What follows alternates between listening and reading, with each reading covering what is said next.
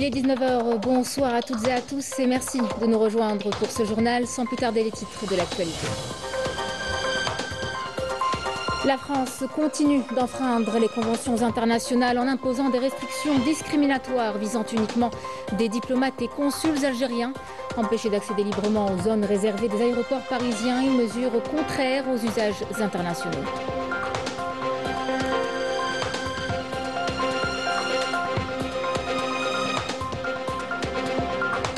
Les Razaouis face à une crise humanitaire sans précédent. Le blocus coupe tout accès aux aides et prive plus de 2 millions de Palestiniens de biens de première nécessité. Les bombardements sionistes visent aussi les voix qui témoignent des faits. Hier soir, plusieurs journalistes ont été tués.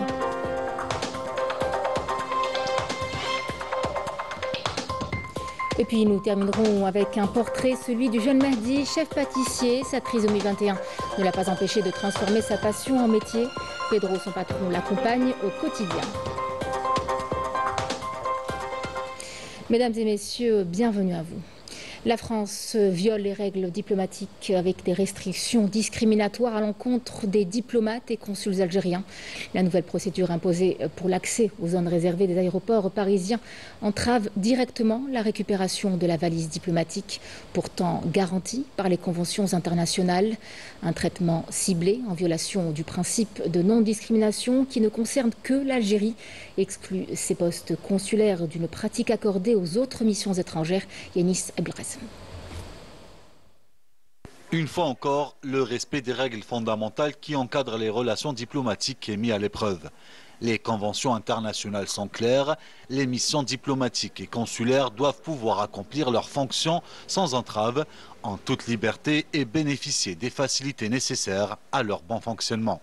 Or, certaines nouvelles mesures prises par la France, prétendument temporaires, introduisent des restrictions inédites à l'accès des agents algériens accrédités aux zones sécurisées des aéroports, entravant directement l'acheminement et la récupération des valises diplomatiques. Ces dispositions vont à l'encontre des principes consacrés par la Convention de Vienne et par les accords bilatéraux, en particulier le droit pour un représentant dûment accrédité de prendre directement possession de la valise auprès du commandant de l'aéronef. Plus encore, ces mesures sont discriminatoires puisqu'elles visent spécifiquement une mission diplomatique et ses postes consulaires, créant ainsi une rupture d'égalité de traitement entre représentations étrangères sur un même territoire. Enfin, au-delà du cadre juridique, c'est le bon sens qui interpelle. Imposer des démarches administratives lourdes, des délais de préavis rigides et même la présence systématique d'escortes policières pour un acte purement diplomatique relève davantage de la provocation que de la coopération.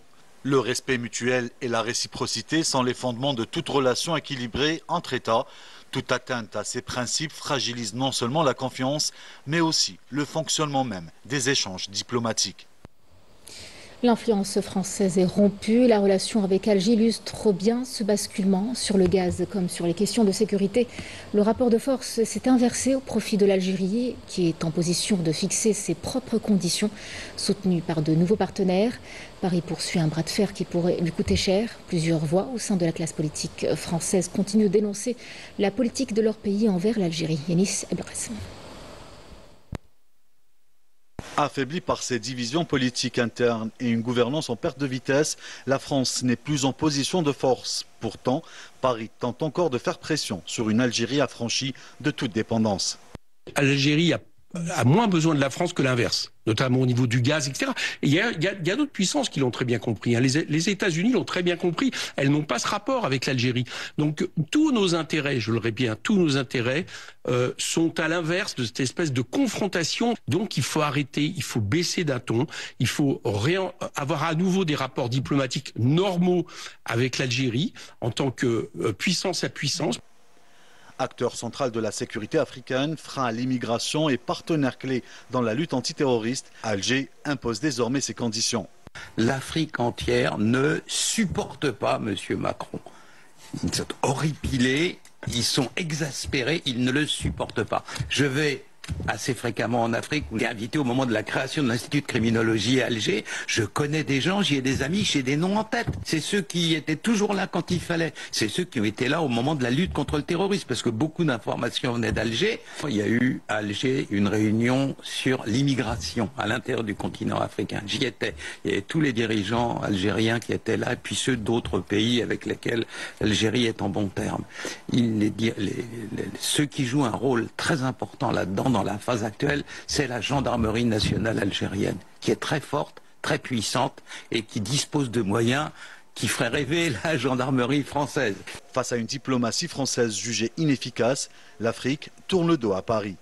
C'est que vous ne pouvez pas isoler l'Algérie pour une raison simple, c'est que l'Algérie, elle a pour premier allié la Russie, que nous sommes fâchés avec la Russie, que comme deuxième allié elle a la Chine, et puis elle a même maintenant, elle s'est même rapprochée des États-Unis. Donc c'est sans parler de l'Italie, etc. Bon, donc on a vraiment aucun moyen. Il faut tenir compte aussi de sa place sur la géopolitique mondiale. En persistant dans la confrontation, la France s'expose à perdre un partenaire fiable et stratégique dans la région. L'Algérie a diversifié ses alliances et renforcé sa coopération avec des partenaires clés. Et puis après cette édition, vous pourrez suivre l'entretien accordé par Karima Khatim, une élue franco-algérienne, à notre journaliste Mel Bouarba. Un entretien dans lequel elle revient sur les relations entre l'Algérie et la France. Et en voici un extrait. Vous avez des hommes et des femmes politiques qui font un vrai travail de fond, de la diplomatie, pour un travail bilatéral entre deux pays.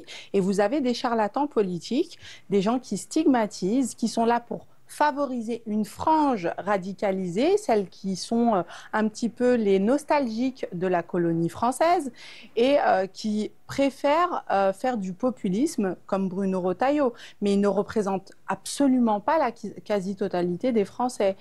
Et les Français ne sont pas dupes, ils sont loin d'être dupes. Si vous retirez l'Algérie et l'islam à Bruno Retailleau, dans son programme, il ne reste plus rien. C'est une crise humanitaire sans précédent à laquelle font face les Razaouis. Le blocus imposé par l'antitétionniste coupe tout accès aux aides humanitaires et prive plus de 2 millions de Palestiniens de nourriture et de médicaments. Les familles sont par centaines à attendre des heures sous un soleil de plomb pour un repas. En l'espace de 5 mois, plus de 220 Palestiniens sont morts de faim et de malnutrition aiguë. Et aujourd'hui, la situation se détériore de plus en plus avec la famine qui devient une véritable arme de guerre. Rina Louhari. Les images sont insoutenables.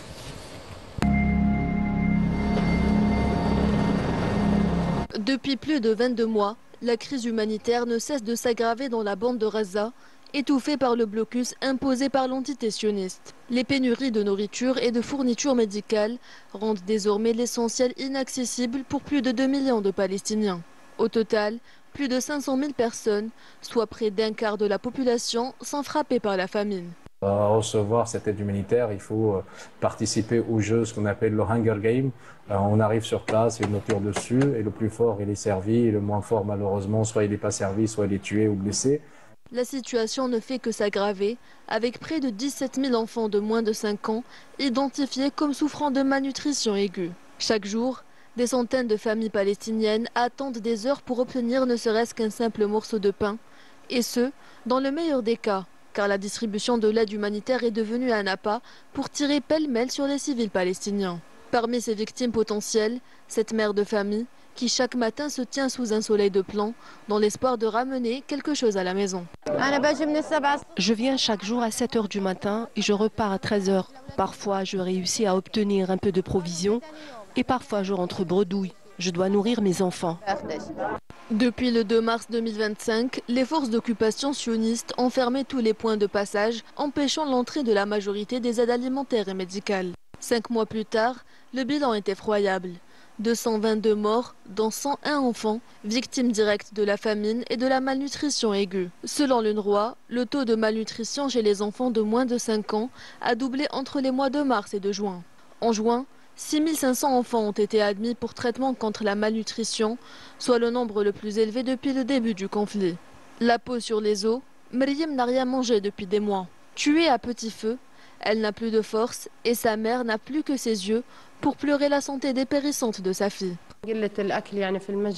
Le manque de nourriture a causé la famine et c'est là que l'état de Mariam s'est dégradé. Elle me demande à manger, mais il n'y a rien. Et même s'il y en a, je n'ai pas les moyens de lui en procurer. Pourquoi? Car nous n'avons plus de revenus à cause de la guerre et que les points de passage sont fermés. À ce jour, plus de 320 000 enfants de moins de 5 ans dans la bande de Gaza sont exposés au risque de malnutrition aiguë, dont des milliers souffrent de la forme la plus sévère et donc la plus mortelle. Désormais, l'histoire retiendra que l'entité sioniste a utilisé la faim comme arme redoutable dans son agression contre les civils palestiniens. Et dire que chaque jour à Gaza, le bilan s'alourdit. Parmi les victimes, de plus en plus de journalistes. Hier soir encore, plusieurs d'entre eux ont été tués alors qu'ils couvraient la situation sur le terrain. Des reporters, photographes, des voix qui racontaient au monde entier le quotidien soutenable des Gazaouis. 5 journalistes de plus, dont Anas El-Sharif, un des correspondants les plus connus du paysage médiatique. En tout, plus de 200 journalistes palestiniens ont perdu la vie depuis le début de ce génocide, ce qui illustre bien l'ampleur d'une guerre menée aussi contre l'information. Rina Lohari.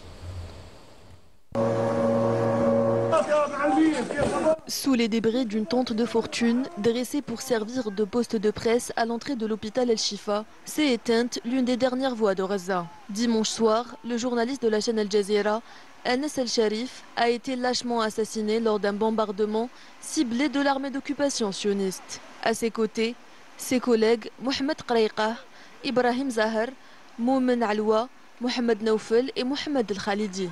Ils couvraient encore une fois le quotidien des Palestiniens assiégés lorsque le missile les a frappés. Né et grandi sous le blocus et les bombardements, Anas avait choisi le journalisme pour briser le silence autour de Gaza.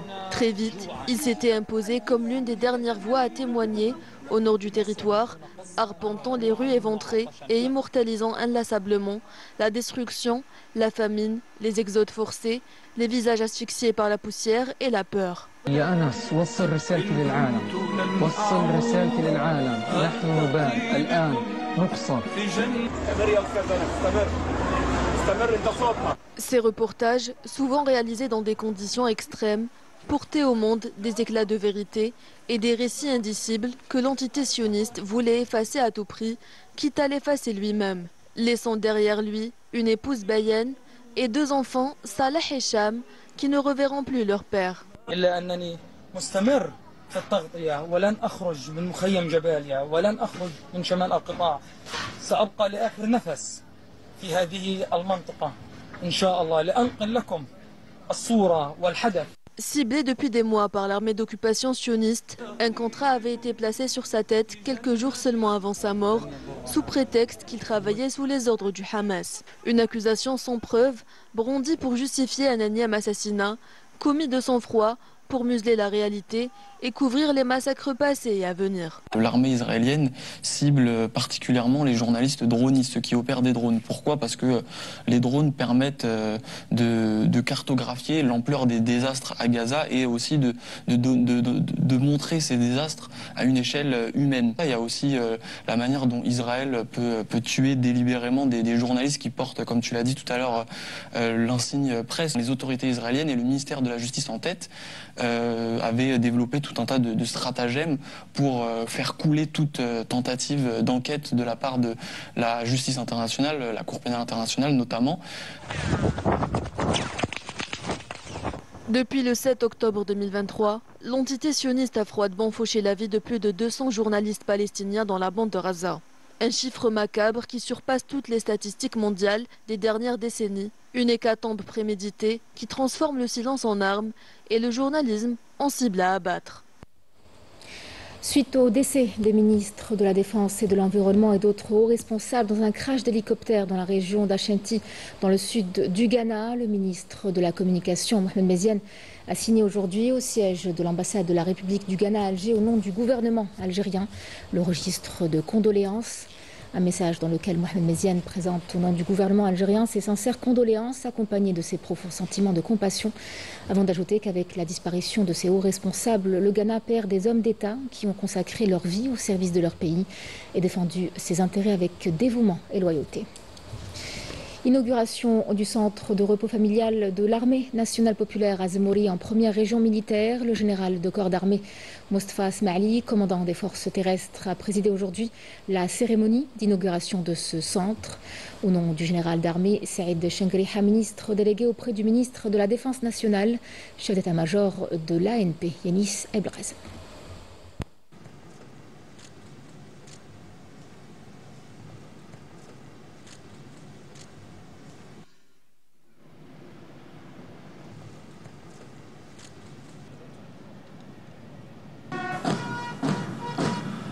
Dans le cadre du renforcement et de l'amélioration des services sociaux au profit des personnels du ministère de la Défense nationale et de leur ayant droit, et au nom du général d'armée Saïd Chengriha, ministre délégué auprès du ministre de la Défense nationale, chef d'état-major de l'armée nationale populaire, le général de corps d'armée Mostafa Smaili, commandant des forces terrestres, a présidé aujourd'hui la cérémonie d'inauguration du centre de repos familial de l'armée nationale populaire à Zmouri, en première région militaire. La cérémonie d'inauguration s'est déroulée en présence du commandant de la première région militaire, du directeur central du service social du ministère de la Défense nationale, ainsi que des directeurs et chefs de services centraux de l'état-major de l'armée nationale populaire et du ministère de la Défense nationale. À l'entame, le général de corps d'armée a suivi un exposé exhaustif sur le dit centre avant de visiter ses différentes infrastructures, à l'instar de la résidence des hôtes, du foyer ainsi que des infrastructures sportives et récréatives.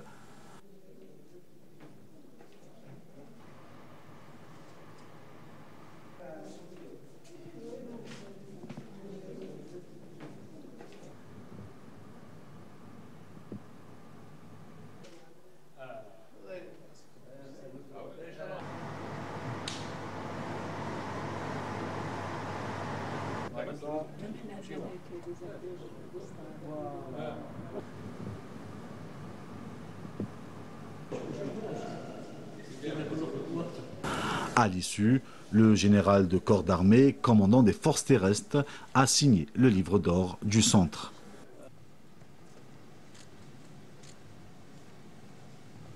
Le centre de repos familial de l'armée nationale populaire de Zmouri, situé dans la wilaya de Boumerdes en première région militaire, constitue un nouvel acquis qui vient consolider les infrastructures sociales et traduit l'intérêt accordé par le haut commandement de l'armée nationale populaire à l'aspect social de son personnel.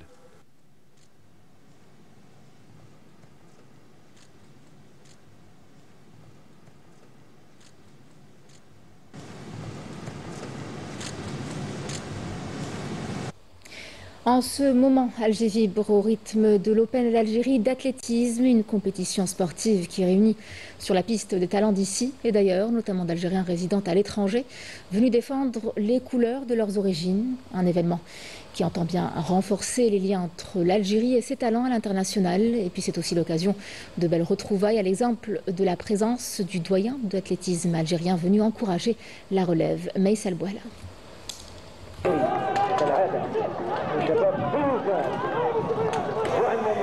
Alger offre à nouveau son plus beau décor pour accueillir l'Open d'Algérie d'athlétisme. Un rendez-vous où sport et émotion se rencontrent. Parmi les participants, une délégation venue de l'autre côté de la Méditerranée. Elle a foulé la piste avec enthousiasme, heureuse de représenter ses couleurs sur la terre de ses origines. C'est beaucoup d'émotions. Honnêtement, c'est un immense honneur que la Fédération algérienne d'athlétisme nous ait invités à concourir au championnat d'athlétisme algérien, les Open, qui se déroulent du 9 au 12. C'est la première fois aussi qu'il y a énormément de moyens qui sont mis en place aussi. Il y a énormément de publics qui sont venus venir voir. Il y a vraiment le gratin du niveau algérien sur toutes les disciplines. Ça va du 100 mètres au 800 mètres, 3000 cibles, sans hauteur, sans longueur. Il y a vraiment du très très gros niveau. Et nous, en tant que franco-algériens binationaux, de venir concourir ici, c'est vraiment une joie immense. Le public algérien, il est magnifique. Hein. Il y a beaucoup de monde. Ça fait chaud au cœur. En plus, moi, c'est pas ma spécialité. De base, je suis boxeur. Et courir devant le public algérien, c'est magnifique. Les athlètes n'ont pas caché leur admiration face au niveau affiché par les compétiteurs algériens. Habitués aux grandes rencontres internationales, ils ont salué la combativité et le talent présents sur la piste algérienne. On courait le 800 mètres, du coup la finale, C'était une très très belle course avec un très très haut niveau. Là, on sent que l'Algérie est au sommet mondial sur la discipline. Donc c'est un honneur de concourir en Algérie du coup sur la distance. C'est mon pays, c'est ma passion. Allier les deux, c'est quelque chose d'incroyable, une expérience à revivre. C'est pour ça encore je remercie la Fédération algérienne d'athlétisme. Alors moi pour ma part, c'est pas la première fois que je viens en Algérie. Mais par contre, c'est la première fois que je viens sur Alger et c'est la première fois que j'allie pareil ma passion et ma patrie c'est la première fois que je viens courir en Algérie. Et honnêtement, le fait de faire les deux, c'est juste incroyable. J'ai juste qu'une envie, c'est de revenir plus fort, bien préparé et chercher un gros podium sur le 5000. Parce qu'ici, comme il disait mon collègue, ici les conditions pour devenir fort, elles sont toutes réunies et les athlètes, la concu, c'est pas ça qui manque. Donc en Algérie, on va revenir encore plus fort et on va chercher un gros podium. Dans les tribunes, comme sur la piste, les sourires et les applaudissements ont rythmé la compétition. Parmi ce chaleureux public, une présence a marqué les esprits. Le doyen de l'athlétisme algérien, il est venu encourager la jeunesse, transmettant avec émotion un message de passion et de persévérance. Aujourd'hui, là, j'ai assisté à des courses de 400 mètres, là, il y a 800 mètres. Et vraiment, il y a un public chaleureux qui aime le sport. Et donc, je suis là. Dès que je viens dans ce stade, je deviens un autre homme. Je rajeunis. Je ne me sens plus 92 ans. Parce que c'est là et là que ça se passe. Donc je suis heureux d'être parmi eux. Bien plus qu'une simple compétition, l'Open d'Algérie a rassemblé sur la même piste des talents venus d'horizons différents, mais unis par la passion du sport et l'amour de l'Algérie. Terminons avec cette belle histoire, ce portrait, celui de Mehdi, âgé de 25 ans et qui est chef pâtissier dans une petite boutique à Alger. Sa trisomie 21 ne l'a absolument pas freiné, bien au contraire, il a trouvé dans la cuisine un terrain d'expérience et d'exigence. D'abord à la maison, puis aux côtés de son patron qui l'a formé, qui l'accompagne toujours. Gâteau après gâteau, le jeune Mehdi s'est imposé par son sérieux et sa créativité. Sarah Delbel.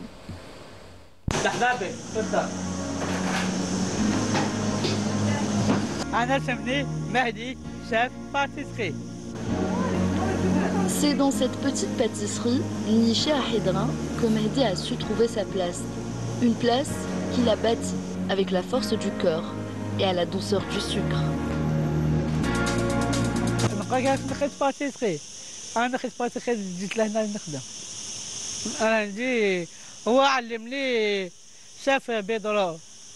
هو علمني باتيسري يحب يعاوني درنا تلاميذ درنا الجراديغوا نديرو بريوش نديرو برجر ميفات تاع شوكولا نديرو تاع سيترون.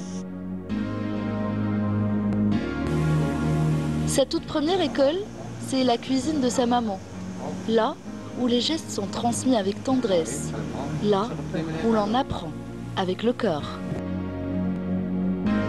ماما نقول لك حاجه بك يعطيك الصحه ربيتني قالت لي الشاي هنا سميه مهدي قالت لي كيش ماما شوفي ماما وانا من داك كنت صغير من داك نتعلم ومن داك نجي وقفوت ندير تلاميذ وندير كلش يعطيك الصحه ماما وميرسي بوكو نشكرك صحه يما على عاونتيني كنت صغير.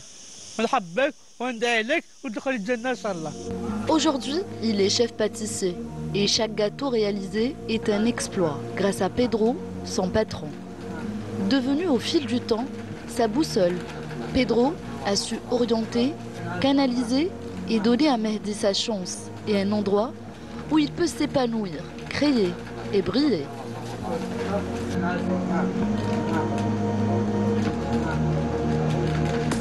بون مهدي كنت خدم معايا في طرافو هيا جاز ليا قال لي خوش حديروا لهنا قلت له نديروا لا باتيسري. Mehdi passait souvent devant la pâtisserie pendant les travaux. Un jour, il est venu me demander s'il pouvait travailler avec nous. Je lui ai dit oui, sans vraiment y croire. Je pensais qu'il plaisantait. Une fois les travaux terminés, il est revenu. Il m'a redemandé. Alors, quand est-ce que je commence ?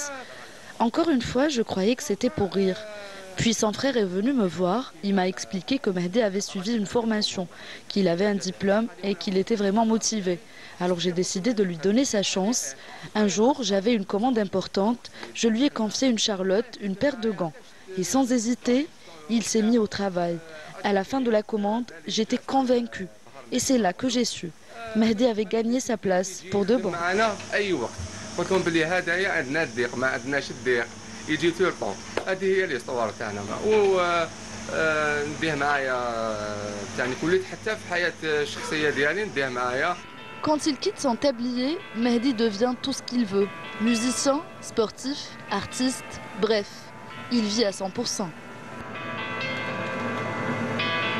أنا من ذاك اللي عندي سبور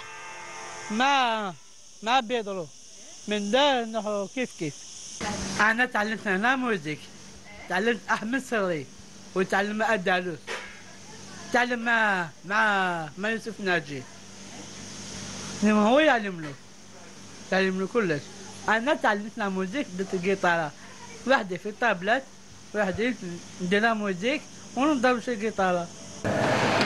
Mehdi a certes appris un métier, mais en même temps, il nous enseigne une leçon de vie. À croire que la différence n'est pas une faiblesse, mais une force. Une force au goût du sucre et à la lumière d'un sourire.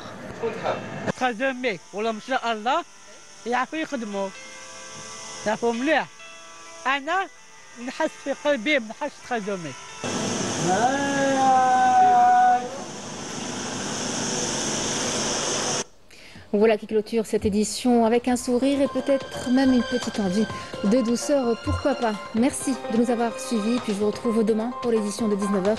Très bonne soirée à vous sur Canal Algérie.